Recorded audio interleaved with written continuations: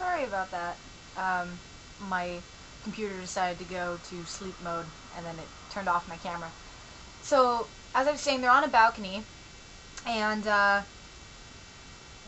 talking about, the whole fighting and stuff, and they're seriously the mad flirting. But Goku, like, literally looks like he's gonna crap his pants. Like, he looks so scared and so unconfident, and you're just like, ugh. By now you're feeling so, like, it's so pathetic that you actually just want to, like, step into the movie and be like, say something, I will tell you what to say. And then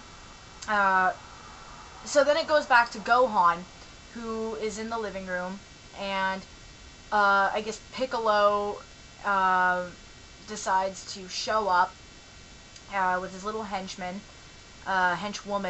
and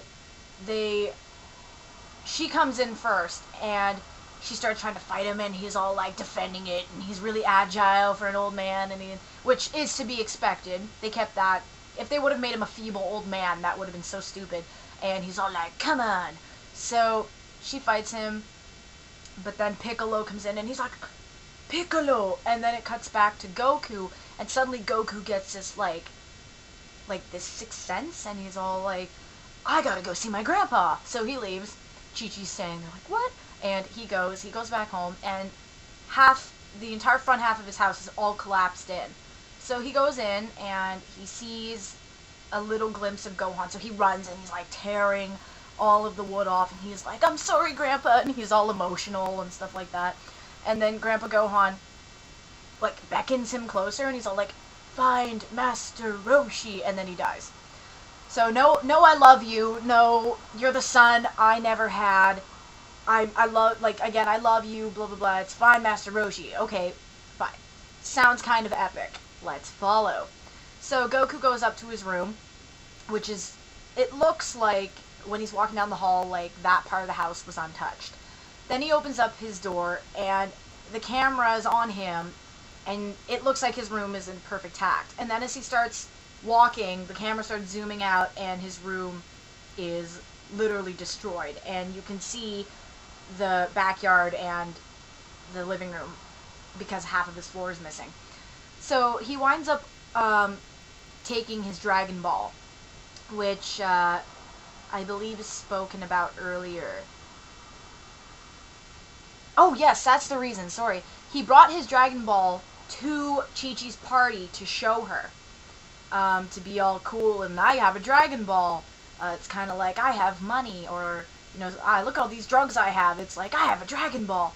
So, he takes the Dragon Ball, and that's when he meets Bulma, played by Emmy Rossum or something like that. For some reason, Bulma doesn't have blue hair.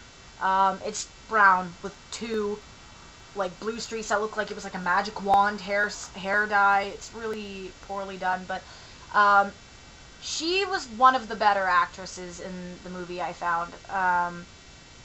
She had the fire that Bulma had, but she shows up with these guns, and she's all like, you stole my Dragon Ball, I will kill you! And then he's all like, I didn't steal your Dragon Ball, and nevertheless, to make a long story short, she doesn't kill him, obviously. He winds up telling her it's his Dragon Ball, he's trying to find Roshi, 7 Dragon Balls grant a wish. So she wants in on this, so she goes with him.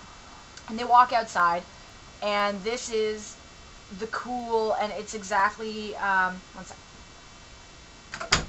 Had to shut my door again. It is the Capsule Corp, and this is where, like, everyone remembers the cool, contraptions, like the motorcycles and the flying helicopters and all that stuff that would come out of the Capsule Corp capsules. And everyone knows it, it's click, throw, poof, or pow, and then it opens up, the cloud goes away, and it's there.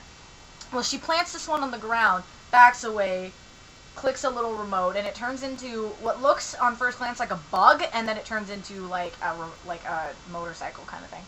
And Goku's response to that is cool. And I wanted to shoot myself in the face and tear my eyes out, because it was so stupid and so cliche and so overdone and so not Goku. So they drive away. And then there's more filler with Piccolo. I have to be honest, I did not pay much attention to the Piccolo scenes. He was flying around in that big, like, it looked like one of those big, if you've seen Pokemon 2000, then you might know what I'm talking about. The bad guy, he's like flying around in that big air thing in the sky, and that's pretty much what it looked like he was riding on the front of. And first of all, just to mention, he doesn't have any antennas or anything like that. He doesn't have them. So he just looks like a green bald guy, basically. There's also no Kami. So this goes back when it's later on when Roshi, and I'll get into that, Roshi mentions that the 7 Dragon Balls were made by 7, I think, prophets, and not Kami, which is really stupid to me. But again, if you hadn't watched Dragon Ball, you wouldn't have known that. So I will let that one slide. They covered for it okay. They created another explanation for the Dragon Balls, which if they would just left it up in the air, that would have been annoying.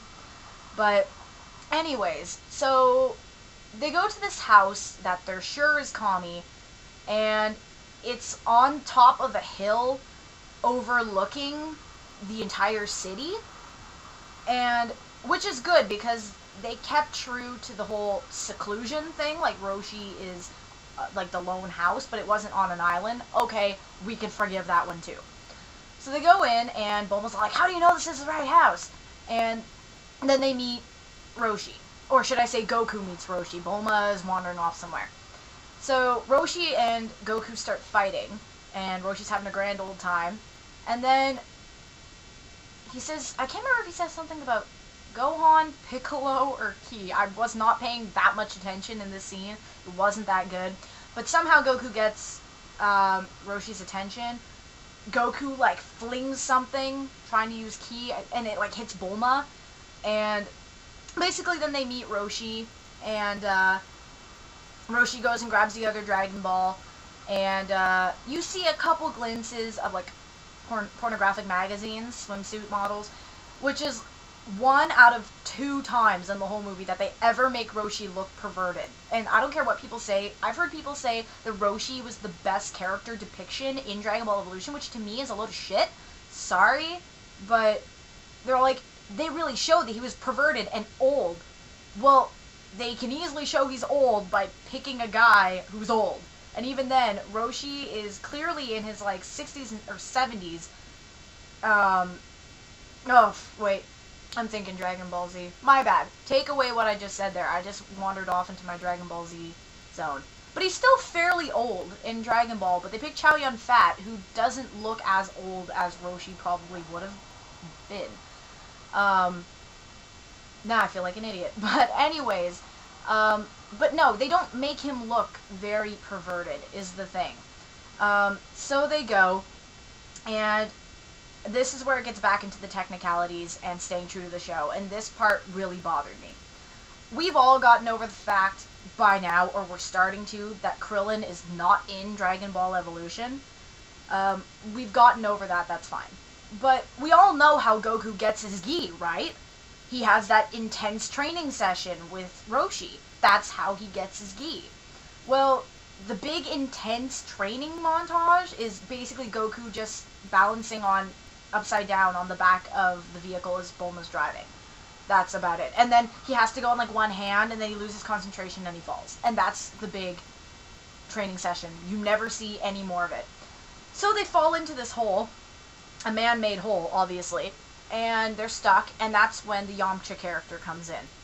And I would probably say that Yamcha was closest to the actual Yamcha. What was funny was he kind of sounded like the American dubbed Yamcha, which was entertaining at first. And he was a thief. They kept true to that, at least. Bulma and him did the flirting thing, and then she found out he made the hole, so they're all like, we're not going to pay you to get out of here, because that's what he was asking. Until later on, Roshi jumps out of the hole, this big, gigantic leap, and he basically forces Yamcha to give him the ladder, which my question to that was, why did Roshi wait, like, 6 hours to do that? it was daytime when they fell into the hole, but it wasn't until nighttime that Roshi, it was like it dawned on him, like, oh yeah, I have the power to jump out of here. So they go off with Yamcha, because Yamcha gets this idea that he can be rich and stuff like that if they get the Dragon Balls. My computer is going to cut out on me again, so now I'm going to have to make a third installment. I'm sorry. I don't know how long this will go on for. Anyways, might as well cut right now.